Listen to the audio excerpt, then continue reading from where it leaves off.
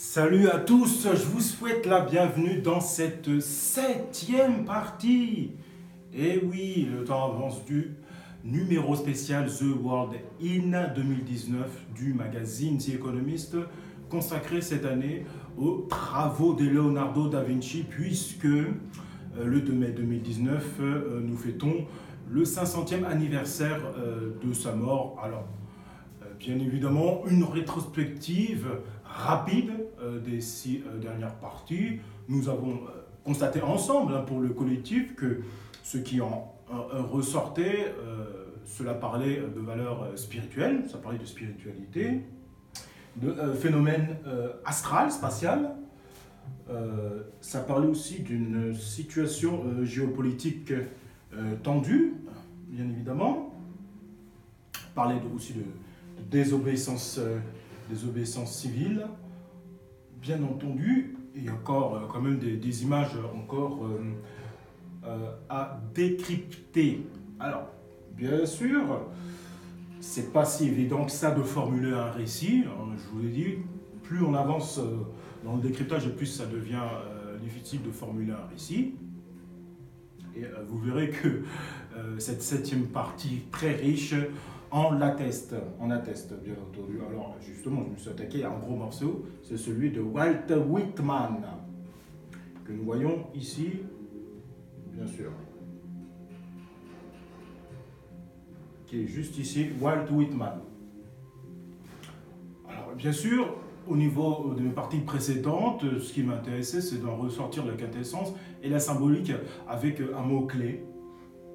Alors, c'est vrai que c'est pas évident par rapport aux travaux de Walt Whitman, avec son fameux recueil de poèmes Leaf of Grass, Feuilles d'herbe. Il y a beaucoup de choses sur Internet dessus, bien évidemment, je vous invite à feuilleter justement toutes ces pages riches en informations. Et puis moi, je vais en ressortir la quintessence par rapport à un mot-clé que je souhaite. Alors, Feuilles d'herbe, c'est intéressant. Qu'est-ce que ça peut nous dire par rapport à un décryptage et essayer de comprendre où va aussi l'humanité, qu'est-ce que veut nous dire Leonardo da Vinci à travers la rédaction, à travers les travaux des rédacteurs du magazine The Economist, bien sûr. Alors qu'est-ce que ça nous dit Walt Whitman, Feuilles d'herbe, bien sûr, Walt Whitman, sur universalist.fr. Walt Whitman est considéré comme le plus grand poète américain de son vivant. Cet anticonformiste a été célèbre comme un génie ou traité d'écrivain obscène, comme son compatriote Ralph Waldo Emerson, initiateur d'un mouvement philosophique, le transcendantalisme. Whitman croit en la lumière intérieure, au progrès, au bonheur accessible dès ce monde.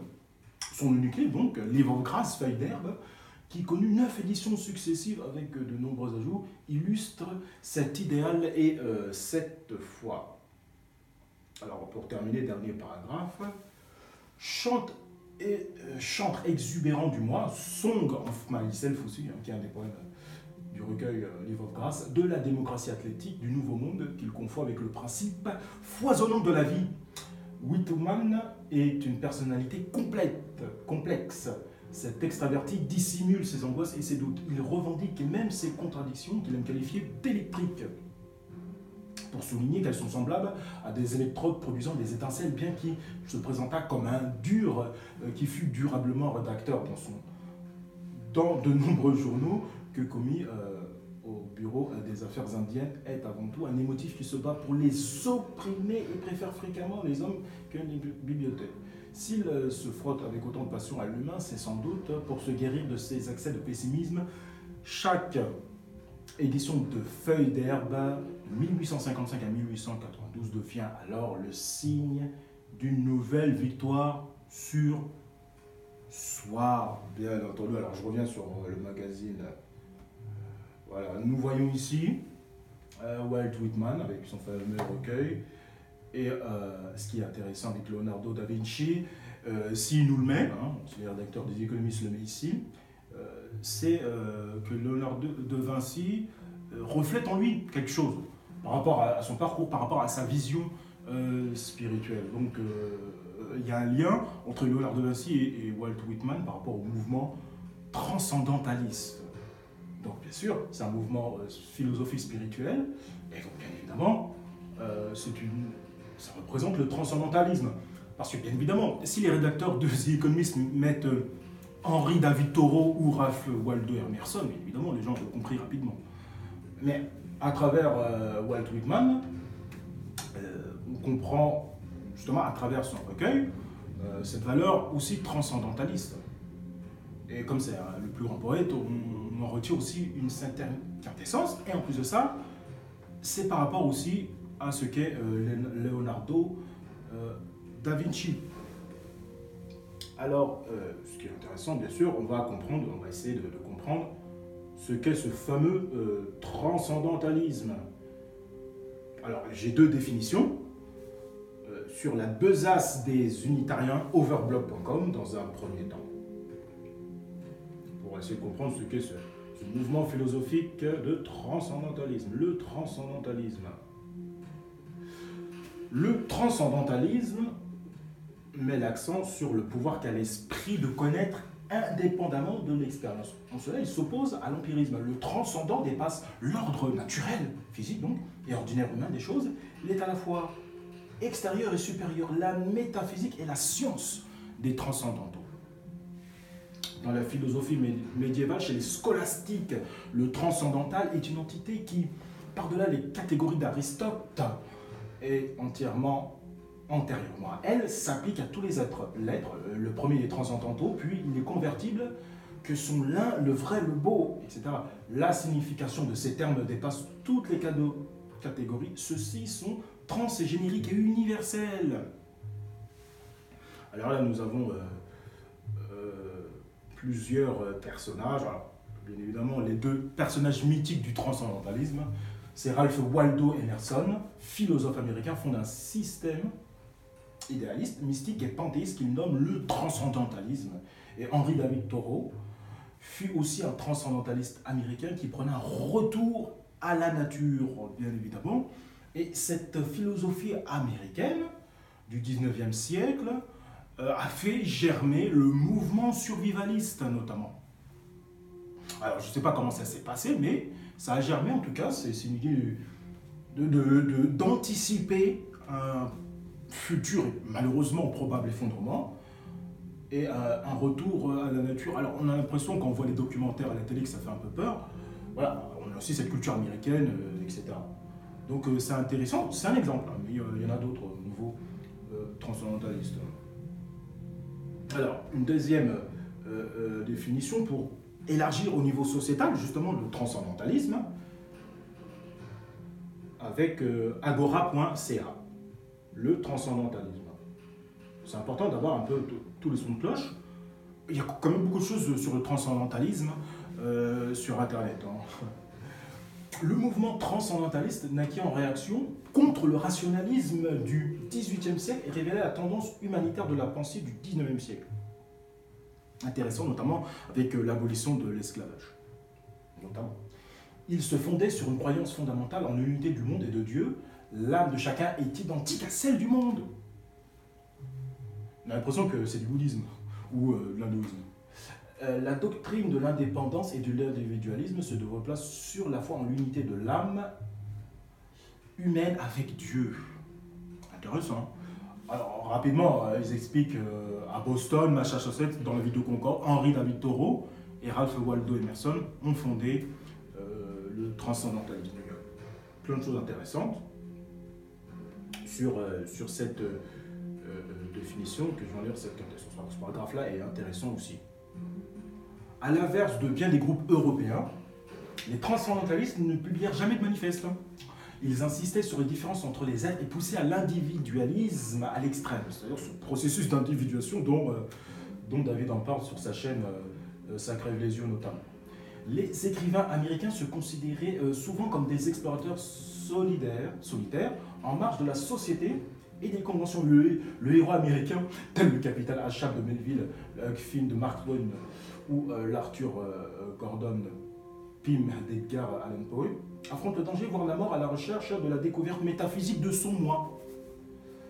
Pour l'écrivain romantique, rien n'était donné. Les conventions sociales et littéraires représentaient un danger plus qu'un secours. La pression en vue de découvrir une forme littéraire authentique, un contenu, une voix était énorme. Il est évident, en jugeait par les nombreux chefs-d'œuvre produits au cours des 3 décennies qui précédèrent la guerre de sécession, que les écrivains de cette période surent relever le défi. Bien sûr. Alors là, on a la vie d'Henri David Thoreau, qui fonde le mouvement transcendentaliste avec Ralph Waldo Emerson. Alors, pour en finir avec cette définition du transcendantalisme, je vais lire ce dernier paragraphe intéressant. Thoreau demeure le transcendentaliste qui suscite le plus d'intérêt du fait de sa prise de conscience écologique, de son indépendance et de son autosuffisance, de son engagement éthique en faveur de l'abolitionnisme et de sa théorie politique de désobéissance civile et de résistance non violente. Ses idées toujours aussi neuves et son style poétique incisif au service d'une observation méticuleuse gardent leur modernité. Vous voyez, désobéissance civile, j'en ai parlé dans mes parties précédentes, notamment par rapport à Gandhi. Vous voyez, donc c'est quand même un travail acharné quand même des rédacteurs de The Economist. Alors, pour le coup, on retombe, je vais dire, sur ses pieds, parce que finalement, tout est lié. Il y a quand même une quintessence de balle à retirer, et j'essaie d'avancer, et vous voyez, on commence à relier les choses. C'est très très très intéressant qu'est le transcendantalisme. Alors bien sûr, qu'est-ce que nous avons par la suite? Parce que j'aime les récits, vous savez, dans le décryptage de The Economist, qu'est-ce qu'on a en haut?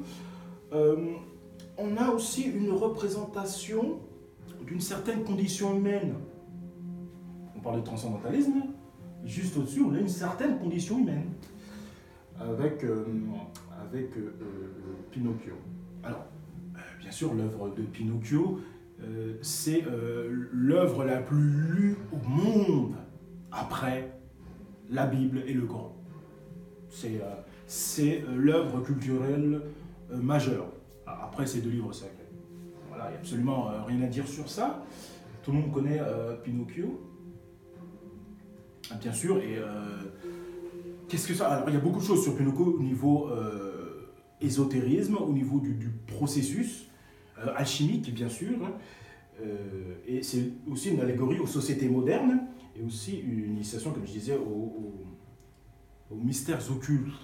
Alors, sur Pinocchio, il y a beaucoup de choses, je vais synthétiser, parce que le récit est assez consistant aujourd'hui, vous le verrez. Donc, Pinocchio, sur Universaliste, toujours, classique, pour essayer déjà de comprendre où est-ce qu'on va avec Pinocchio et quels mots-clés on en ressort.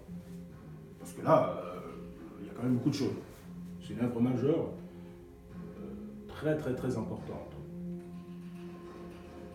Alors, l'auteur de Pinocchio, récit pour l'enfance traduit dans toutes les langues, est bien moins connu que son pantin de bois, bien sûr, tant il est vrai que les figures mythiques des œuvres d'art échappent à leurs créateurs pour vivre leur propre vie. Né à Florence en 1826, Carlo Lorenzini, qui lutte pour le risorgimento de la nation italienne, est invité, après avoir participé aux campagnes de libération de 1849 et 1859, à ne plus se mêler de politique, et il adopte par prudence le pseudonyme de Collodi, qui est le nom du village natal de sa mère. À l'unité italienne achevée, il traduit des fables de Perrault et de Madame Aulnois, puis publie des histoires pour enfants, Giannettino et Minuzolo, dont les petits héros ne parviendront jamais à conquérir l'immortalité, bien entendu. Alors, pour terminer ce paragraphe, c'est quand même intéressant de comprendre l'auteur, de l'œuvre la plus lue au monde après les 2 textes sacrés. C'est incroyable. On se reconnaît tous en Pinocchio. Bien entendu, c'est quand même incroyable. C'est vrai qu'on a tous vu Pinocchio et ça nous parle tous, quoi. Il y a quelque chose à en retirer, quoi. Il y a une quintessence à en retirer pour tous, chacun d'entre nous. On a tous notre façon de voir les choses et c'est incroyable, vraiment. Surtout par rapport au nez et le mensonge, il y a aussi une allégorie intéressante par rapport à ça. C'est un feuilleton que paraît entre 1880 et 1883 l'histoire d'un pantin, Storia di un burattino. Dans le giornale Peri Bambini, le directeur de la publication doit souvent réclamer le prochain épisode à un auteur négligent lorsque l'histoire tourne court sur la mort de Pinocchio. Pendu à une branche, les petits lecteurs protestent contre cette fin prématurée en écrivant un journal et exigent une suite. Collodi est obligé d'inventer de nouveaux rebondissements. C'est dire que sans cette participation du public enfantin, fréquente de la part des adultes dans les feuilletons de l'enfance, les mésaventures du pantin de bois ne seraient pas ce qu'elles sont. Et oui. Collodi est en partie un auteur malgré lui, et Pinocchio, un personnage indirectement façonné par les enfants eux-mêmes. C'est intéressant et à la fois important, bien sûr. Le succès ainsi remporté incite l'auteur à publier le tout sur le titre de Les aventures de Pinocchio, Les aventures di Pinocchio. Les avatars et la désaventure de la rédaction peuvent expliquer les méandres de l'intrigue et certaines erreurs de finition. Pinocchio analphabète, lisant l'inscription sur un tombe de la ferme. La critique moderne, plus sensible à l'humour, considère volontiers que ces erreurs sont volontaires, que les redondances sont la règle d'un récit mythique. Voilà. Donc, définition du universalisme, voilà, qui présente l'œuvre globale. Alors, j'ai sorti un mot-clé, bien sûr. Je vais essayer de l'approfondir avec une thèse universitaire. Voilà, pour le coup. Qui dit thèse universitaire dit un haut niveau. Ici, vous voyez bien que nous avons bien 8 pages, ici. Évidemment, je mettrai les liens. Je vais en retirer la quintessence, comme d'habitude. Parce que c'est quand même assez riche en informations. Je suis très heureux d'avoir trouvé ce lien sur Internet dans mes recherches pour le récit. Alors, c'est un doctorat de Brigitte Poitronneau-Lamesi sur le site éthique-italienne-hypothèse.org. À l'université Paris 4 de Sorbonne, l'école doctorale de littérature et culture italienne, de Pinocchio, un enfant parallèle. La question du père et du fils dans l'œuvre de Carlo Collodi. Thèse du doctorat international préparée sous la direction de monsieur le professeur François Olivier, qui est membre du jury aussi avec monsieur Guénaud, Gaillère, et M. Tellini. Donc, quand même une thèse doctorale sur Pinocchio qu'on retrouve sur Internet, c'est très intéressant pour ce récit. Donc, bien évidemment, je vais en lire la quintessence avec ce paragraphe en page 2, très intéressant. Alors, voilà, il y a une première page et aussi une deuxième page, et elle continue son récit dans ce doctorat. Alors, une question se posait alors avec insistance, celle de savoir ce qui a poussé Collodi à écrire l'histoire d'un pantin magique. À 57 ans et après une carrière journalistique accomplie, nous reprenons à notre compte la théorie de Fernandino Tempesti, lequel souligne que Pinocchio a représenté pour son auteur pour la première fois dans la vie de l'écrivain et du journaliste un formidable espace de liberté, qu'il s'agisse des textes à destination scolaire ou des articles de journaux. Collodi était limité soit par les règles de genre, soit par la ligne éditoriale. Pinocchio, parce qu'il empruntait la forme du conte, permettait à son auteur de s'exprimer de façon plus personnelle. Nous suggérons que Collodi s'est emparé de cette opportunité et créé un personnage qui lui tenait à cœur, qu'il portait en lui, pourrait-on dire, comme pour la majorité des êtres humains, les souvenirs les plus poignants. Ceux qui marquent à jamais l'écrivain sont en général les souvenirs d'enfance et de jeunesse, ainsi que les souvenirs liés à un épisode éprouvant de la vie.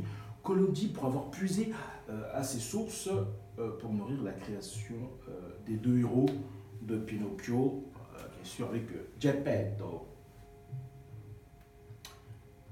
Bien sûr, alors, il y a plein de choses intéressantes à lire et vraiment, je vous invite vraiment à lire ces 8 pages pour comprendre l'œuvre globale de Pinocchio, mais et comprendre aussi son sens profond.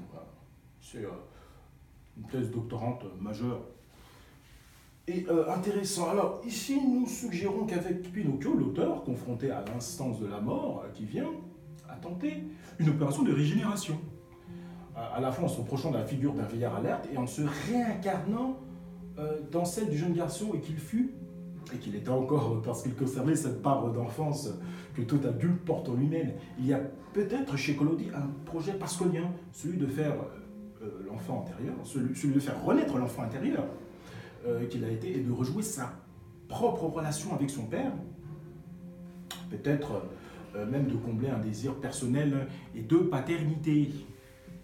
Intéressant, vraiment. Alors, elle continue son doctorat, et moi je continue à ressentir la quintessence, bien entendu. Alors, ce quatrième paragraphe de page 5 est très intéressant, parce qu'elle parle de son travail et comment elle voit cette œuvre. Alors, la dernière partie de notre travail s'attache à l'émergence de l'enfant parallèle, à la fois un vieillard rajeuni et un enfant déjà vieux. Pour donner corps à ce spécimen, Collodi explore divers procédés. Il semble hésiter entre régénération et duplication. La troisième étape de notre recherche envisage donc les deux forces qui convergent dans le projet Burattino, l'élan vital et la tendance mortifère. Elle explore le thème de la renaissance corporelle mort mi-fois. Les personnages collodiens ont dû renaître de multiples façons. Elle tente de mettre en évidence les différents expédients utilisés par Collodi pour y parvenir. La régénération peut prendre la forme artificielle du travestissement, celui de la métamorphose ou celui de la résurrection. Le processus de dédoublement s'opère par l'intermédiaire d'objets symboliques, tels que la machine animée, marionnette et automate, ou le miroir, lequel confond dans un jeu de reflets la figure mimétique du Père et du Fils. C'est intéressant ça, par rapport aux travaux de Vinci, notamment. Très intéressant, là on commence à bien avancer. Alors en page 6, nous avons un très bon paragraphe et je vais en lire les deux phrases qui sont vraiment intéressantes, qui ressortent du cadre de comprendre où j'en venir. C'est le refus de la mort qui pousse l'auteur, créateur, à modeler un double de lui-même pour s'assurer une sorte d'immortalité. Et oui. Et là, pour terminer, ce paragraphe extrêmement intéressant, qu'est-ce qu'elle dit? Ici, au fil de la rédaction, et sur le modèle du work in progress, le pantin s'est rebellé. Il s'est animé et s'est esquivé. Car Pinocchio est un être composite à la fois minéral, végétal et animal. Il dispose donc de ressources et d'une faculté d'adaptation et de transformation extraordinaire. Et oui, là, on commence à avancer vers le mot-clé, mais je pense que vous avez déjà compris. Vers quel mot-clé je veux en venir alors pour terminer cette œuvre, parce que c'est une belle œuvre, hein, c'est une belle œuvre doctorale, bien entendu. Alors là, c'est la phrase jonction entre la page 7 et la page 8 pour argumenter mon récit. Voilà pourquoi l'intérêt que porte Collodi à la machine animée, qu'elle soit invention technologique, automate, marionnette, pour éloigner qu'elle paraisse de notre problématique, sert en réalité la quête de l'auteur. Une réflexion quasi prémonitoire qui rencontre les recherches actuelles sur les biotechnologies mettant en question la place de l'homme face à l'objet agissant. Eh oui. C'est une phrase absolument majeure pour comprendre le récit et cette 7e partie du décryptage. Très important. Et pour terminer, le dernier paragraphe de la page 8, bien sûr, pour terminer en beauté cette séquence. Une plongée dans l'univers collodien met en évidence les supports qui fondent son entreprise, l'originalité de Pinocchio tient au fait qu'il stimule l'imagination et la pensée de manière vertigineuse. De façon vertigineuse, des questions comme celle du rajeunissement, du prolongement artificiel, de la vie sont au cœur des problèmes éthiques de nos sociétés contemporaines. Des perspectives que Collodi, homme de bon sens mais non dénué de curiosité intellectuelle, aurait peut-être qualifiées de barbares. Bien loin des inventions sophistiquées de notre siècle, l'audace de la pensée collodienne affirme la suprématie de la puissance de la pensée poétique. À partir d'un simple morceau de bois, il exauce les rêves d'immortalité les plus fous en introduisant une graine de pain dans une matière inerte. Il élabore une inoubliable mécanique vivante. Voilà pour cette œuvre majeure doctorale. Alors bien évidemment, vous l'avez compris, j'ai assez martelé le mot pour que vous compreniez que bien évidemment, c'est l'allégorie bien sûr de l'immortalité. Et en plus, c'est pas que ça apporte de l'or en moulin, mais je veux dire, ça correspond au thème, hein, avec le Vitrus cybernétique notamment. On est complètement dans le thème. Et c'est vrai qu'il fallait creuser quand même l'œuvre collodienne, hein, c'est vrai. Vous me rappelez les aventures de Pinocchio pour comprendre que c'est l'allégorie de l'immortalité.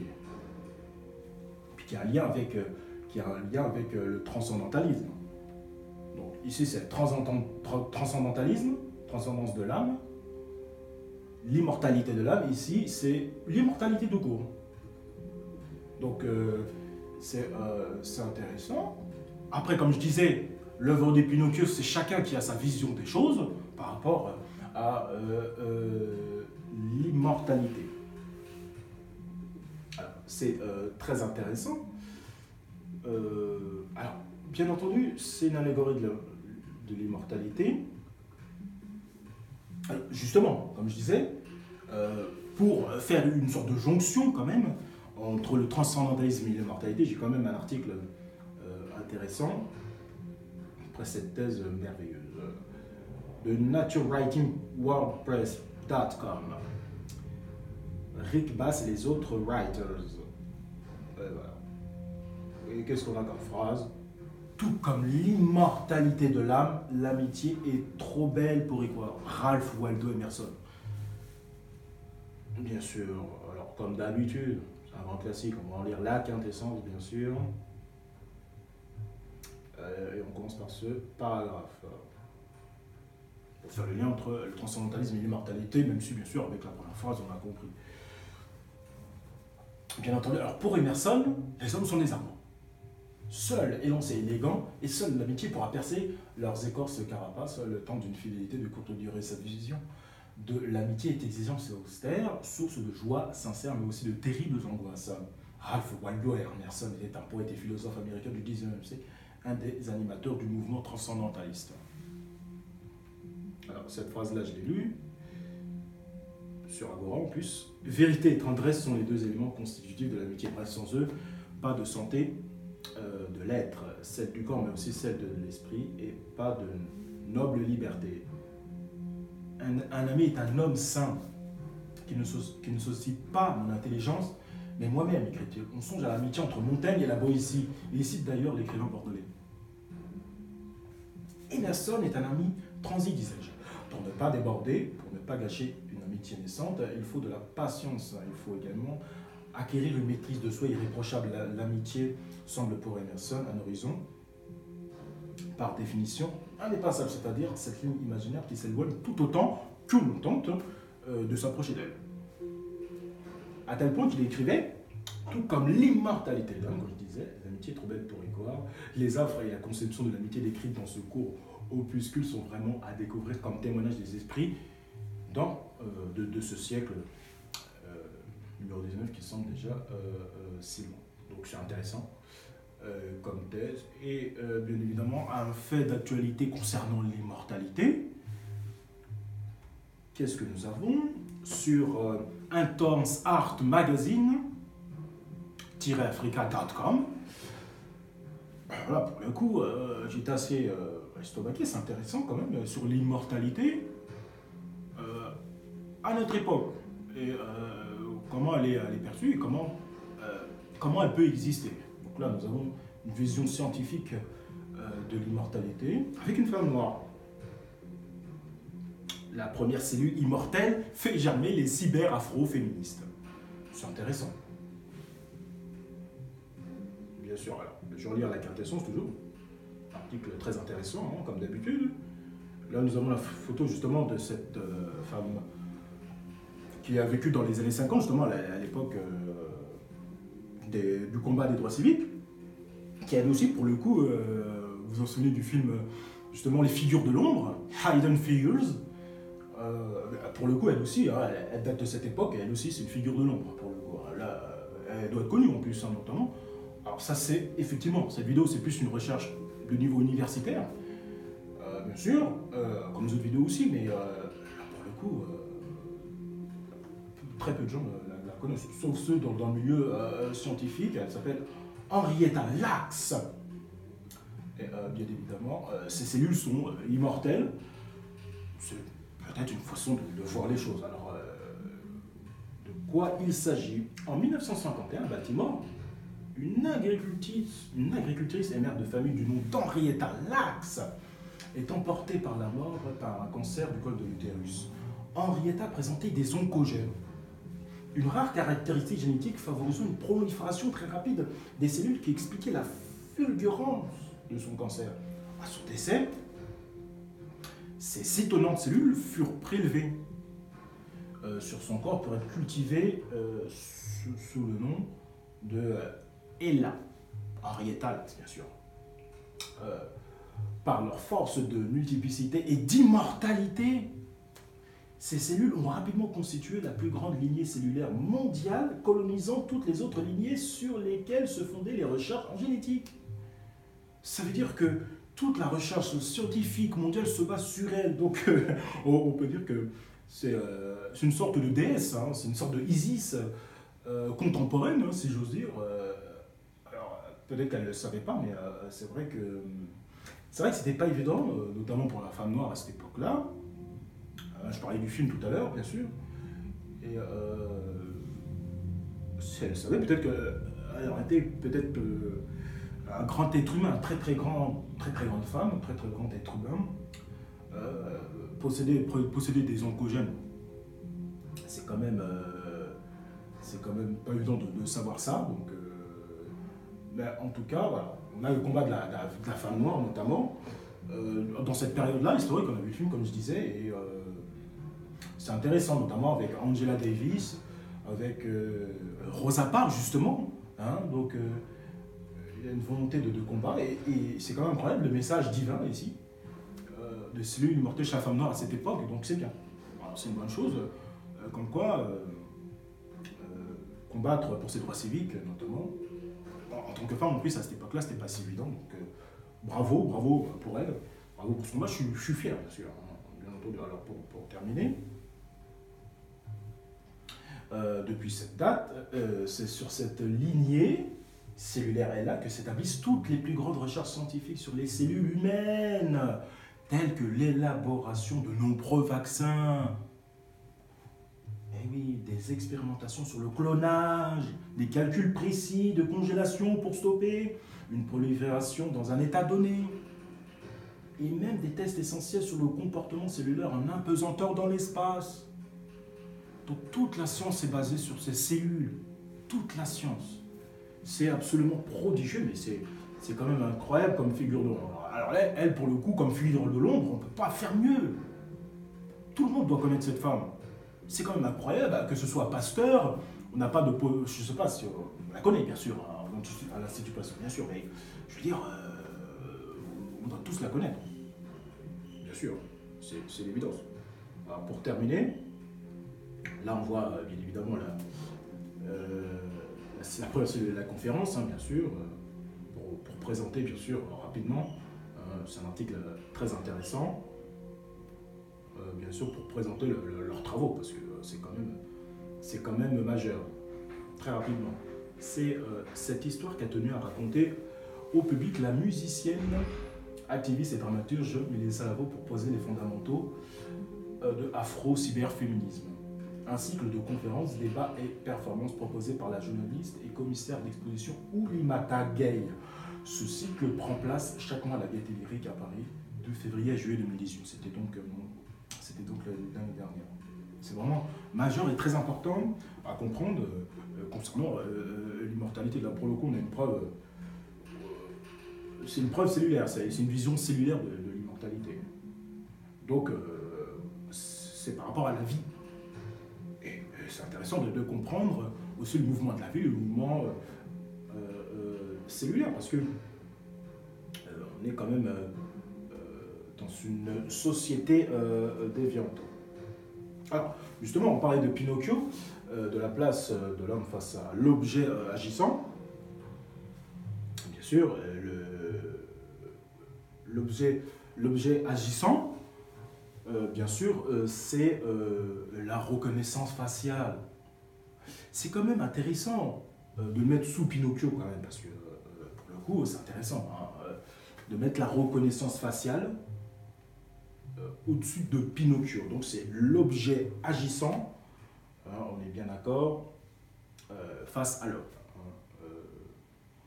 Mais avant d'aborder le sujet, un bref retour sur le travail de Vinci, bien sûr, sur les études de proportion. Très rapidement, bien sûr. Ensuite, on va tout de suite sur la reconnaissance faciale. Donc, on est bien d'accord, hein, transcendantalisme et immortalité, hein, tout simplement. On va voir ce que représente la reconnaissance faciale comme mot-clé, mais bon, là quand même, on a quand même... Ce qui est intéressant, c'est qu'on nous aide quand même, on nous indique, on a la reconnaissance faciale, donc on nous indique quelque chose. Ah, c'est quand même intéressant. C'est quand même un peu moins complexe, on va dire. Donc sur Thèse et disgrâce, l'art redescend l'homme universel de Gérard Blanc, orthodontiste.com. Donc là, nous avons les travaux du Moyen-Âge, bien sûr, la Mona Lisa, que j'en parlais dans une vidéo précédente. Et là, nous avons les travaux de Leonardo da Vinci. Voilà. Très rapidement, c'est vrai que c'est écrit en petit, c'est assez long. C'est pas grave si vous voyez. C'est vrai que c'est pas évident de voir. L'origine de ces dessins est diversement analysée. Pour les uns, c'est les symptômes d'une disposition psychologique reliée d'un ensemble de modèles que Léonard aurait voulu mettre à la disposition de ses élèves. Pour d'autres, c'est le début d'une étude systématique des caractères humains. Les dessins anatomiques de Leonardo da Vinci ne comportaient pas moins de 228 planches. Son canon humain n'est pas à proprement parler un canon anthropométrique, mais plutôt un canon hellénistique et esthétique. Il établit un rapport étroit entre la morphologie, dont la tête, le caractère psychique, et prône une physionomie des attitudes. Il a étudié et dessiné les déformations faciales et les monstruosités. Intéressant, déformation faciale. Intéressant. Léonard se situe dans la tradition qui remonte très loin. Dès l'Antiquité, les artistes aussi célèbres que le sculpteur Polycète ont réalisé des études exactes sur les proportions idéales du corps humain. Au Moyen-Âge, les artistes suivent un canon de proportion moins juste, le canon dit Mont Athos, qui subdivise la hauteur corporelle de l'homme adulte en 9 parties. Donc là, nous voyons les grotesques de Vinci. Et juste en dessous, nous voyons justement les études de proportion que nous voyons. Scène de motifs utilisés comme réservoir d'éléments opusés, même pratique pour le XVe siècle. Ensuite, l'humaniste Léon Battista Alberti corrigea les anciens schémas de proportion et tient compte de la profondeur du corps. Les études de proportion de Vinci. Léonard tient compte des proportions et non des mesures absolues comme Dürer. Donc c'est quand même très intéressant. Alors, pour terminer rapidement, mais l'homme n'a pas que des beaux traits dans sa vie. Il n'y a pas seulement la jeunesse caractérisée par l'incarnation tendre et les traits parfaits, il existe aussi la vieillesse avec ses rides et difformités. Il existe la laideur avec les traits désagréables et même répugnants. Léonard a décrit la présence du difforme chez l'homme. Il se rendait dans les quartiers miséreux de Milan pour y trouver les pauvres et la pègre dessiner les visages de ceux que la pauvreté et le vice avaient marqué indélébilement dans l'âme et le physique. Ajoutons que pour Léonard, montrer les traits beaux et laids, c'est aussi traduire le bien et le mal qui ne sont pas considérés dans un sens moraliste, mais simplement représentés comme des données objectives. Intéressant. Donc là aussi, après, nous voyons la Dame Malermine, notamment. Très intéressant. Alors, très intéressant cette étude de proportion. On est déjà à 40 minutes. Intéressant. Alors justement, la reconnaissance faciale, c'est une définition classique. Alors, bien sûr, sur Commission nationale informatique et liberté, la CNIL.fr classique. La reconnaissance faciale est une technique qui permet, à partir des traits de visage, d'authentifier une personne. C'est-à-dire vérifier qu'une personne est bien celle qu'elle prétend être dans le cadre d'un contrôle d'accès. D'identifier une personne, c'est-à-dire de retrouver une personne au sein d'un groupe d'individus dans un lieu ou une image ou une base de données. En pratique, la reconnaissance peut être réalisée à partir d'images fixes ou animées. L'enregistrement vidéo se déroule en deux phases. À partir de l'image, un modèle ou gabarit qui représente d'un point de vue informatique les caractéristiques de ces visages est réalisé. Les données extraites pour constituer ce gabarit sont des données biométriques au sens RGPD. La phrase de reconnaissance est ensuite utilisée par la comparaison de ce modèle préalablement réalisé, préalablement enregistré, correspondant à l'identité prétendue. Qu'est-ce que je disais ? Réalisé avec les modèles calculés en direct avec les visages présents sur l'image candidate. Dans le cas de l'authentification, le système vérifie si l'identité prétendue est bien là-bas en comparant le modèle du visage présenté au modèle préalablement enregistré correspondant à l'identité prétendue. Dans le cas de l'identification, le système vérifie si le modèle du visage présenté correspond à l'un des modèles contenus dans la base de données. Les résultats de la comparaison correspondent à celui ou ceux présentant le score de similarité le plus élevé parmi ceux dépassant un certain seuil prédéterminé. La reconnaissance faciale ne doit pas être confondue avec la détection de visage qui caractérise la présence ou non d'un visage dans une image indépendamment de la personne à qui elle appartient. Cette technologie n'est désormais plus à ses balbutiements. Les enjeux de protection des données et les risques d'atteinte aux libertés individuelles que de tels dispositifs sont susceptibles d'induire sont considérables, dont notamment la liberté d'aller et de venir anonymement. Tout projet d'y recourir devra, à tout le moins, faire l'objet d'une analyse d'impact relative à la protection des données. Et oui, très intéressant. Et alors, bien évidemment, pour argumenter, alors on sait que la reconnaissance faciale, on voit bien en Chine, c'est une dérive autoritaire qui, en plus, malheureusement, est équipée d'une intelligence artificielle, l'objet agissant à la place de l'homme. Et oui, c'est ça qui est dangereux. Alors justement, bien évidemment, en tête, j'ai déjà le mot-clé, mais bien sûr, on va essayer de comprendre, parce que bien sûr, il y a des graves risques, il y a des graves dangers avec l'intelligence artificielle, bien sûr, qui est cachée à travers la reconnaissance faciale, bien sûr. Alors, sur siècledigital.fr, les intelligences artificielles de reconnaissance faciale sont-elles dangereuses? Justement, en septembre 2017, les résultats d'une étude menée à l'université de Stanford par les professeurs Kosinski et Wang ont suscité une intense controverse. L'expérience consistait à entraîner un réseau de neurones profonds, Deep Neural Network, à reconnaître l'orientation sexuelle d'un individu seulement à partir de photos de leur visage. L'intelligence artificielle obtint un taux de réussite de 74% pour les femmes et 80% pour les hommes. Sur un échantillon test de 35 326 personnes. À l'heure de la généralisation des caméras et de la surveillance, il devient urgent d'interroger l'éthique de ces algorithmes de reconnaissance faciale. Et oui. Alors bien évidemment, je vais en lire la quintessence comme d'habitude. Alors, qu'est-ce que nous dit l'éthique? L'éthique concernant les défis majeurs de la reconnaissance faciale. La généralisation de la reconnaissance faciale pose trois questions éthiques fondamentales, bien sûr. La première tient aux moyens nécessaires à son déploiement. La matière première de cette technologie n'est rien moins que nos visages. Peut-on considérer que le visage d'un utilisateur constitue une data comme les autres? Et oui, face à l'enjeu de la perte totale et définitive de son anonymat dans l'espace public, que vaut un consentement? Estimerait-on acceptable cette concession qu'il faudra encore s'assurer de la sécurité de cette donnée ultra-sensible et de la légalité des traitements effectués par les opérateurs publics ou privés? Les nombreuses affaires de brèche informatique ou de négligence des opérateurs incitent à la réserve sur ce point. La reconnaissance faciale pose aussi la question de sa propre finalité.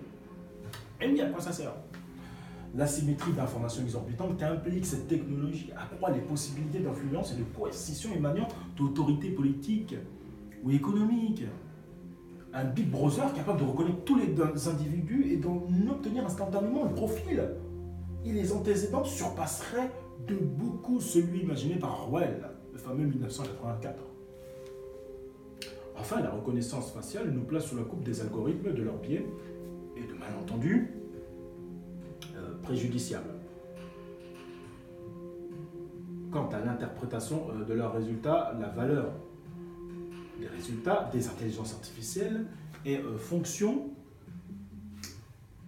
des questions qui leur sont soumises, qui cherchent des corrélations entre un faciès et n'importe quel type de données. On trouvera nécessairement grâce au couple de reconnaissance. C'est un couple, reconnaissance faciale, intelligence artificielle. Pour terminer cet article très intéressant, les questionnements relatifs à l'analyse des visages, en particulier par l'utilisation du deep learning, ne doivent pas rester uniquement dans les mains des ingénieurs et des entreprises. L'intelligence artificielle confère des pouvoirs inaccessibles jusque-là. Et la possibilité de surveillance massive est assurément l'enjeu immédiat des technologies de reconnaissance faciale. Bien sûr, c'est très très très important. Alors, bien sûr, l'intelligence, avec l'intelligence, nous avons une autre humanité. Bien sûr, celle qui est contrôlée par la machine, contrôlée par l'objet agissant. Bien sûr. Alors, bien entendu, c'est donc, bien sûr, du transhumanisme. Hein, bien sûr, comme allégorie de cette étude de proportion. Parce qu'on nous donne reconnaissance faciale. Et derrière la reconnaissance faciale, nous avons une intelligence artificielle. Donc c'est bien ici l'allégorie du transhumanisme, bien entendu. Alors la reconnaissance faciale, bien sûr, est un vecteur du transhumanisme, car c'est le fait de pouvoir faire perdre l'identité spirituelle humaine au profit, bien sûr, d'un humain augmenté individuellement, bien sûr. Et oui. Alors, pour comprendre le transhumanisme, parce que dès qu'il y a utilisation de l'intelligence artificielle, l'objet agissant, pour la reconnaissance, il n'y a plus d'identité de l'humanité. C'est la machine qui gère finalement, qui contrôle. Hein, donc c'est un objet de contrôle, la reconnaissance faciale. Et donc c'est l'intelligence artificielle qui fait exister la reconnaissance faciale. Et donc c'est tout simplement du transhumanisme, puisque c'est l'intelligence artificielle qui contrôle l'humanité. Donc c'est une sorte de fusion, puisqu'il y a aussi des êtres humains qui récupèrent les données de l'intelligence artificielle. Donc c'est du transhumanisme, tout simplement. Donc c'est un être humain qui se transporte à travers le matériel. Bon, c'est ce que je disais. Alors, pour avoir une définition, c'est pour ça que je disais que c'est moins complexe, puisqu'on nous donne déjà l'allégorie d'une intelligence artificielle ici. Donc, pour le coup, c'est du transhumanisme, là, pour le coup, c'est très, très, très... c'est honnête, c'est humble, hein, toujours, bien sûr. Et là, pour le coup, il n'y a pas grand-chose à dire sur cette chose. Alors, en plus, ça corrobore en plus mon récit, donc voilà, pour le transhumanisme. Donc, très rapidement, pour faire la synthèse, transcendantalisme, immortalité de l'âme, transcendantalisme, immortalité, transhumanisme. Donc ici, Pinocchio, on a un Pinocchio au centre. En dessous, on a l'immortalité de l'âme. Ici, on a l'immortalité matérielle. Et bien évidemment, c'est une déviation de l'humanité. La question, c'est les deux humanités ici. On les retrouve en dessous. On retrouve les deux humanités en dessous. On retrouve Walt Whitman et la reconnaissance faciale ici. Là, c'est la même chose. Pour comprendre la quintessence, c'est une direction déviante que prend l'humanité. C'est pour ça qu'on voit vers le haut. Ça, c'est le passé. Et ça, malheureusement, il regarde bien quelqu'un. Ça, c'est... on verra ça plus tard, bien entendu. Alors, qu'est-ce que c'est que le transhumanisme rapidement sur terresacrée.org? Voilà, ça me fait rappeler certains films, c'est pas terrible. C'est sûr que c'est pas très spirituel. Le transhumanisme est un mouvement culturel et intellectuel international prenant l'usage des sciences et des techniques afin d'améliorer les caractéristiques physiques et mentales des êtres humains.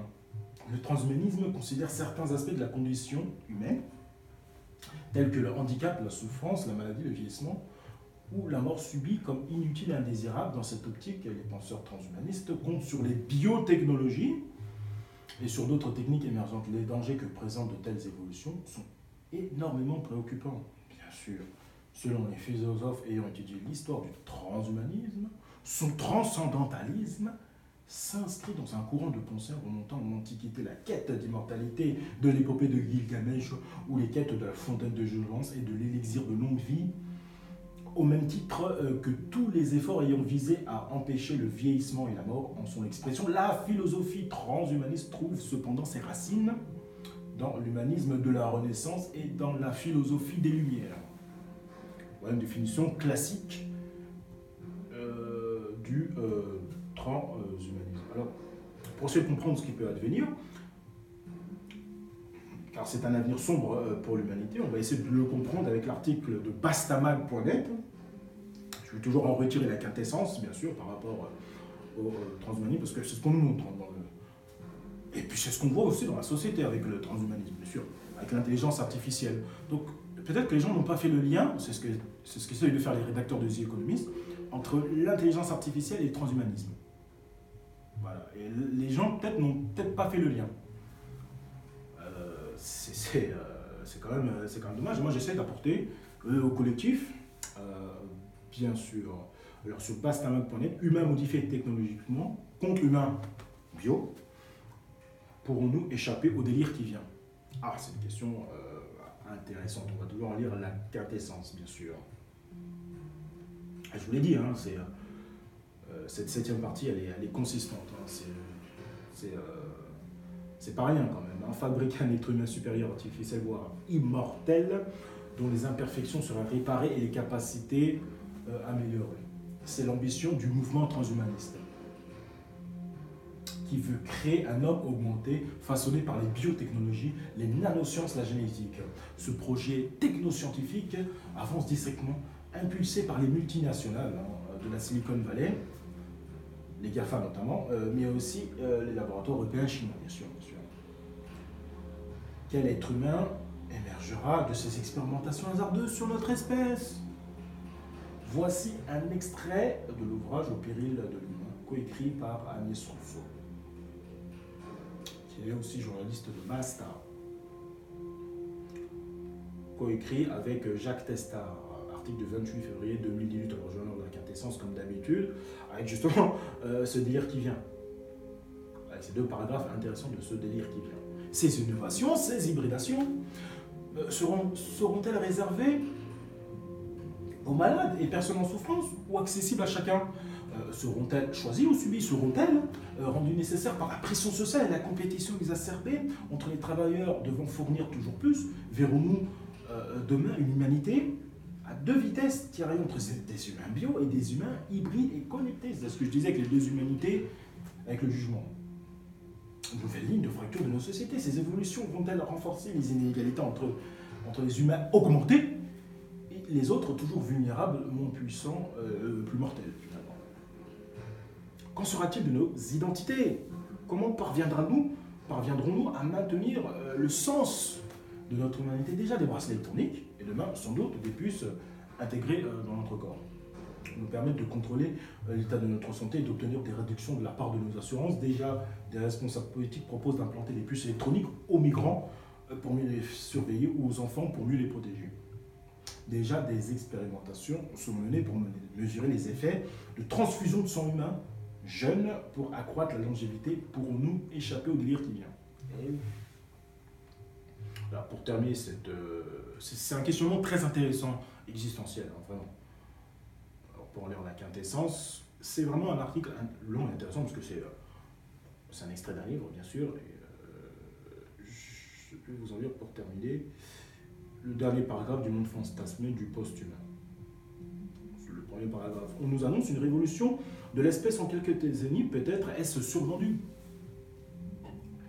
Mais quelle qu'elle soit, nous n'avons pas les outils, les lieux pour penser cette mutation. Celle-ci adviendrait sans débat démocratique, à une vitesse folle, qu'aujourd'hui se demande en quoi ce futur sera désirable, ou en quoi cela participe ou non à l'humanisation de notre civilisation. Et oui, très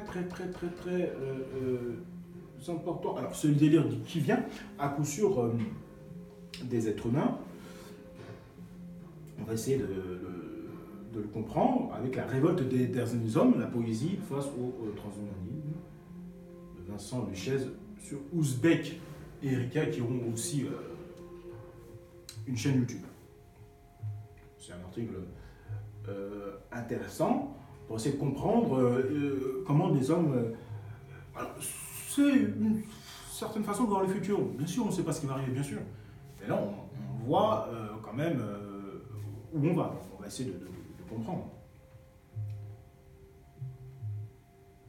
Et donc, c'est s'y préparer et anticiper, c'est ce que font les survivalistes, notamment. Alors, qu'est-ce qu'il nous dit? Étienne Picant, puisque c'est un recueil de poèmes, s'attaque à la question du transhumanisme et appelle la génération des derniers hommes à prendre son destin en main. Et oui, extrait, un hommage à l'homme, ses atouts, ses faiblesses, et une invitation à méditer sur son avenir, notamment sous le prisme de la pensée transhumaniste. C'est ainsi qu'Étienne Picant, étudiant à l'ESSEC, présente son recueil de poèmes Le jeune homme de 21 ans, il lance un cri de révolte contre les dangereuses dynamiques du transhumanisme au nom des idéaux, des lumières et de la sauvegarde de notre humanité.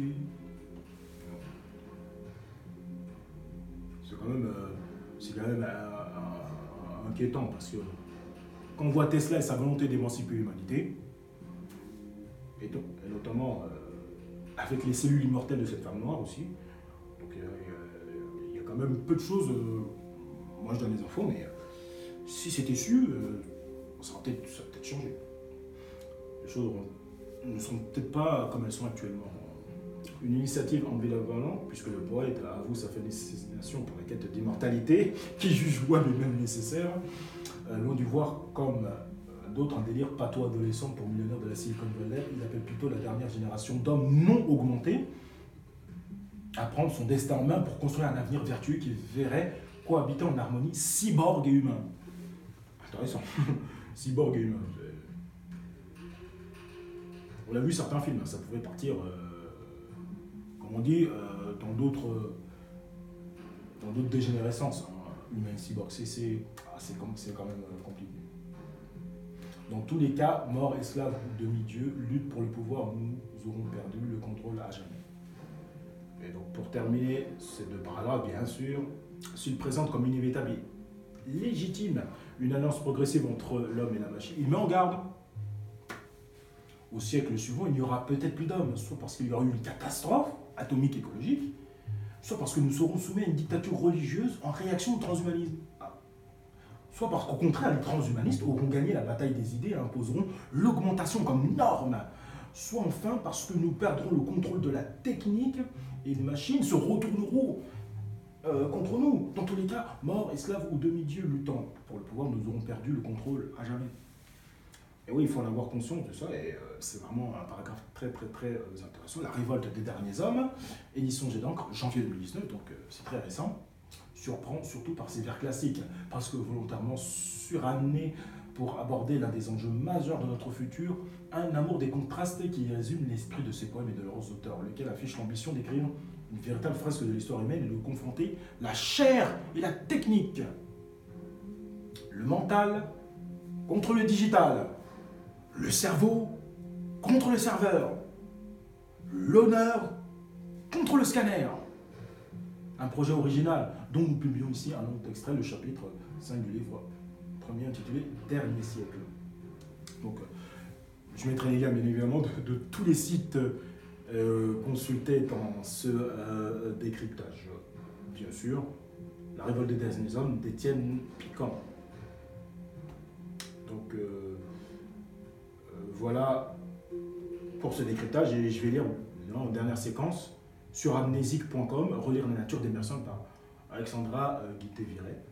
Intéressant pour finir ce décryptage, ce troisième paragraphe, pour terminer. Il semble que la nature soit partie intégrante de l'homme. Précisément, honnête et nature, précisément homme et nature s'entremêlent. Si les poètes et la pupille transparente, cette nature claire et révélatrice semble aussi transparente que lui. L'homme est magnifique, seulement parce qu'il fait partie d'un tout qui le dépasse infiniment. On est d'un tout dans l'infini. Et oui, la vie n'est-elle pas justement la quête de ce qui est primordial? Mais où commence cette quête et comment se termine-t-elle? Oui, c'est intéressant, c'est aussi le sens de la vie. Alors, bien évidemment, je terminerai ce décryptage en citant la description que j'écris. On a à la fois, pour les rédacteurs de The Economist, à travers l'œuvre de Vinci, une description d'une direction déviante que prend l'humanité et donc l'immaturité de celle-ci concernant la maîtrise de sa propre destinée. Voilà comme conclusion qui sera mon texte de description. Alors, cette vidéo, bien évidemment, elle est longue parce que c'était cette partie la plus difficile à décrypter. Alors, je vous remercie de m'avoir suivi jusqu'au bout. Hein, bien sûr, il n'y aura pas de 8e partie. Mais, je sais, je vous ai fait un petit peu peur, mais il y aura un décryptage final. Alors, qu'est-ce que j'appelle décryptage final? Voilà le petit bonus, il y a un peu de temps. Encore, vous avez bien encore vu, donc il y a un petit bonus que je vais vous donner par rapport au décryptage final qui sera une de mes prochaines vidéos, parce que j'aurai d'autres à faire, bien sûr. J'espère mettre en ligne ce décryptage final avant la fin de février. Parce que j'ai quand même d'autres vidéos à faire, notamment. Alors, je vais revenir sur mon historique, je veux dire, par rapport à ma chaîne d'informateur avisé. J'ai créé cette chaîne, comme je disais, parce que, bien évidemment, j'ai vu que en avril 2017, voilà, ça commençait à faire lourd, hein, notamment au niveau des élections présidentielles. Et puis pour moi aussi, c'était un moyen aussi d'émancipation. Hein. Ça m'a permis aussi de me développer. Vous voyez bien ma première vidéo et celle-ci aujourd'hui. Il y a comme une progression, une forme de progression. Hein, chacun a sa façon d'évoluer, etc. Donc c'est très intéressant pour moi d'avoir fait une chaîne YouTube et de grandir avec elle. Et grâce à vous aussi, notamment, à vos commentaires, à vos likes, d'encouragement et aussi lucides, en disant quelques remarques pertinentes pour le collectif.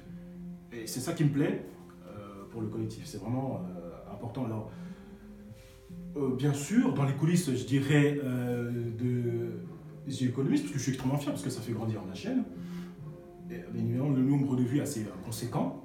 Et je vous en remercie, bien sûr. Et, donc, alors effectivement, moi, la première partie, je suis parti sur New Horizon, sur Ultima Thule. Après, j'ai vu que mon style intéressait, c'est-à-dire le style du format de récit, séquencé. Et donc, effectivement, vous avez remarqué qu'il y a une deuxième partie, une troisième partie et une quatrième partie que j'ai enchaîné rapidement. Et puis, entre la quatrième finalement et la cinquième qui est juste en dessous, il y a eu un mois. Il y a eu un mois entre fin décembre et fin janvier, il y a eu un mois. Parce que ça commençait à devenir très difficile de formuler. Ensuite, parce que j'avais bien sûr autre chose à faire. J'ai eu un mois. Pourquoi c'est un mois? C'est un mois pour essayer de comprendre ces trois parties-là que j'ai faites, c'est-à-dire la partie 5, 6 et 7, mais aussi de comprendre justement les 7 autres images qui manquent. Alors bien évidemment, je vais vous montrer mes 2 feuilles de récit. Pour cette partie-là, c'est assez conséquent, notamment au niveau des sites, pour en retirer la quintessence, bien sûr. Donc ça met beaucoup de temps à faire, mais ça me fait énormément plaisir parce que ça me fait progresser dans ma propre recherche culturelle, philosophique et spirituelle, bien sûr. Donc, c'est absolument formidable. Alors, évidemment, il manque 7 images à décrypter. 1, 2, 3, 4, 5, 6 et 7. Que je relirai en décryptage final, avec plusieurs parties de décryptage final, parce que... Pourquoi? Parce que ici, par exemple, on a une image de pénurie d'essence. Là, on nous met de l'électricité, mais c'est en fait, Léonard de Vinci veut nous mettre qu'il y a une pénurie d'essence, finalement. Qu'il n'y a plus d'essence et que c'est ça à la place. Au détroit de Gibraltar, donc c'est intéressant. Et puis ici, on a un jeu d'échecs, avec les cavaliers, avec aussi une connotation spirituelle. Bien sûr, on est armés, mais c'est surtout 4 cavaliers avec un jeu d'échecs entre les États-nations. Avec 3 États-nations, les 3 puissantes. On a aussi un 4e ici, un 4e État-nation. Et puis on nous dit des intitulés intéressants qui peuvent nous aider. Donc, pénurie d'essence, Poutine Pipeline, intéressant.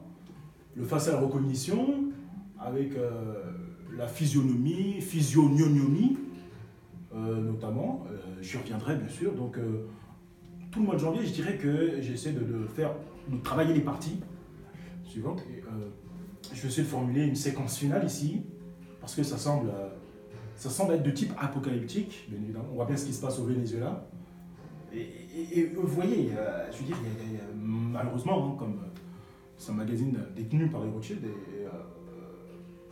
évidemment, on voit des États-nations qui bougent, qui sont en difficulté. On a un panda qui a froid et qui est posé sur le Groenland. Donc, on est aussi, comme je dis, spirituellement, on est dans une allégorie aussi d'hydrocarbures, et on verra aussi ce qui se passe au Groenland. Donc, il y a une vraie séquence finale à faire ici, entre ces 4 États-nations, avec le Brexit, etc. Et puis, l'œuvre centrale, justement, pour terminer, dans ce décryptage final, au centre, quasiment, nous avons ici la cigale, et c'est en réalité la chose peut-être la plus, parce qu'on ne sait pas s'il y a à l'intérieur. Alors, bien un code barre qui nous invite à aller sur un site, ça peut aider, bien sûr, mais je trouve ça vraiment intéressant de relier toutes ces images-là. Parce que vous retirez un catalogue, c'est pays la Chine. Quel mot-clé? Le mot-clé, c'est un panda qui a froid. Donc, là aussi, on a le fameux Watch Dogs. C'est la philosophie aussi du Watch Dogs ici. C'est intéressant. Parce que c'est un jeu vidéo aussi, mais c'est une philosophie aussi. Intéressant. Donc, on peut relier ces 7 images et ça va me permettre aussi d'aller un peu partout.